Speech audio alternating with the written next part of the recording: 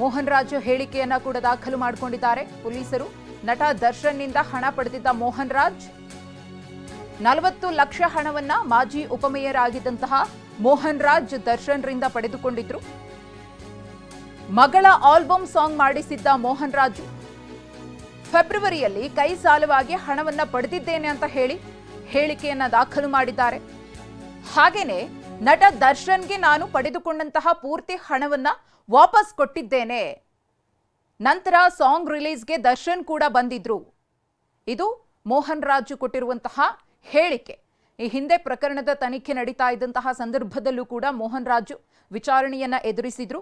ಆ ಸಂದರ್ಭದಲ್ಲೇ ಏನೇನು ಹೇಳಿಕೆಯನ್ನ ಕೊಟ್ಟಿದ್ದಾರೆ ಅನ್ನೋದನ್ನ ಕೂಡ ಉಲ್ಲೇಖ ಮಾಡಲಾಗಿದೆ. ನಾನು ದರ್ಶನ್ರಿಂದ ಕೈ ಸಾಲವಾಗಿ 40 ಲಕ್ಷ ಹಣವನ್ನ ಪಡೆದುಕೊಂಡಿದ್ದೆ. ಆ ಹಣವನ್ನ ನಾನು ದರ್ಶನ್ರಿಗೆ ವಾಪಸ್ ಕೂಡ ಕೊಟ್ಟಿದ್ದೀನಿ. ಮಗಳ ಆಲ್ಬಮ್ ಸಾಂಗ್ ಅನ್ನ ಮಾಡಿಸಿದ್ದೆ. ಆ ಸಾಂಗ್ ರಿಲೀಸ್ಗೆ ದರ್ಶನ್ ಕೂಡ ಬಂದಿದ್ರು ಅಂತ ಹೇಳಿ ಮೋಹನ್ ರಾಜು ಹೇಳಿಕೆಯನ್ನು ದಾಖಲು ಮಾಡಿದ್ದಾರೆ.